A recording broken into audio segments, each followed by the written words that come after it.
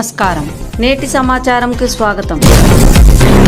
గతంలో ఎన్నో నేరాలకు పాల్పడి పోలీసుల కళ్ళు కప్పి తప్పించుకు తిరుగుతున్న నిందితుడు జ్యోతి శివశ్రీ తాజాగా విశాఖ కేజీహెచ్లో నకిలీ డాక్టర్ అవతారం ఎత్తి ఓ కిడ్నీ బాధితుణ్ణి మోసం చేసి ₹1,00,000 వసూలు చేసిన ఈ నిందితుణ్ణి స్థానిక 2 టౌన్ పోలీసులు అరెస్టు చేశారు. ఈ సందర్భంగా విశాఖ నగర పోలీస్ కమిషనర్ కార్యాలయంలో మీడియా సమావేశాన్ని నిర్వహించారు. అందరికీ నమస్కారం.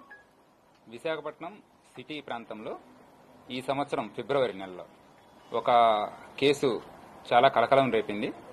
ఆ సమయంలో కేజీహెచ్ హాస్పిటల్లో ఒక దొంగ డాక్టర్ కిడ్నీ మార్పిడి కోసం ₹1,00,000 తీసుకున్నారని చెప్పేసి తర్వాత మోసం చేశారని చెప్పేసి శ్రీకాకుళం జిల్లా నుంచి ఒక వ్యక్తి 1 టౌన్ పోలీస్ స్టేషన్లో కంప్లైంట్ ఇవ్వడం జరిగింది.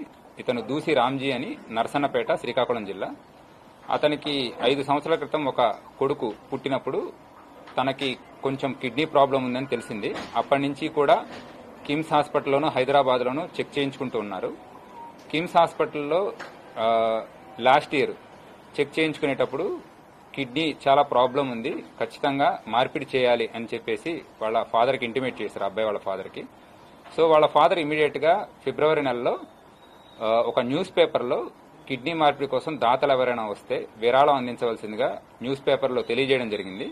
ఆ న్యూస్ పేపర్లో వాళ్ళ వైఫ్ ఫోన్ నెంబర్ ఇవ్వడం జరిగింది. దాని ద్వారా ఒక వ్యక్తి కాల్ చేసేసి, సో మేము గవర్నమెంట్ నుంచి మాట్లాడుతున్నాము, మీ అబ్బాయికి ఉచితంగా కిడ్నీ మార్పిడి చేయడానికి మేము అన్ని రకాల ప్రయత్నాలు చేస్తాము, మీరు కేజీహెచ్ హాస్పిటల్కి రండి అని చెప్పారు. సో ఆ వ్యక్తి తనని డాక్టర్ నరసింహం అని పరిచయం చేసుకోవడం జరిగింది.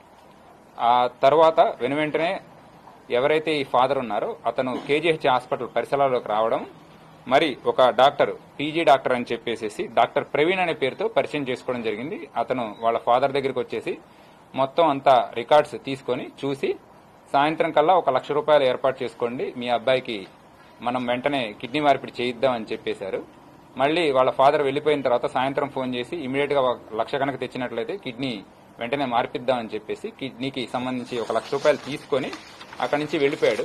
ఆ తర్వాత కానీ తెలిసింది అతను దొంగ డాక్టర్, అసలు అటువంటి డాక్టర్ ఎవరు లేరు, మరి ₹1,00,000 తీసుకొని తనను మోసం చేశారని ఆ సమయంలో మనకి 1 టౌన్ పోలీస్ స్టేషన్ లో కంప్లైంట్ ఇవ్వడం జరిగింది. అప్పటి నుంచి కూడా ఈ వ్యక్తి అబ్స్కాండింగ్ లో ఉన్నారు.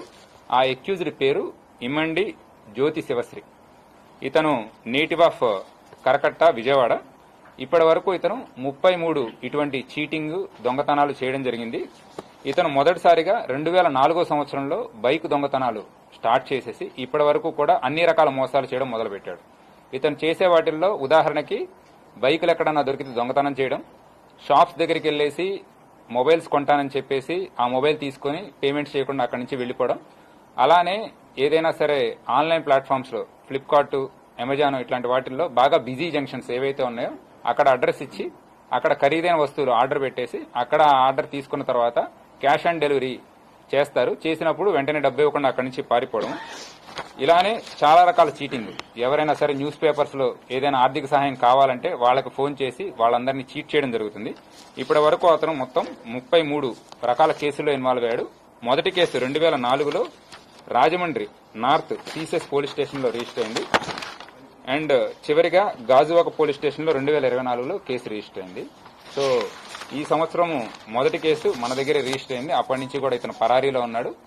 ఎట్టకేలకు అతన్ని 1 టౌన్ పోలీసులు మరియు సౌత్ ఏసీపీ గారి ఆధ్వర్యంలో ఒక టీం ఫామ్ చేసి అతని కోసం అప్పటి నుంచి గాలింపు చర్యలు చేపట్టారు.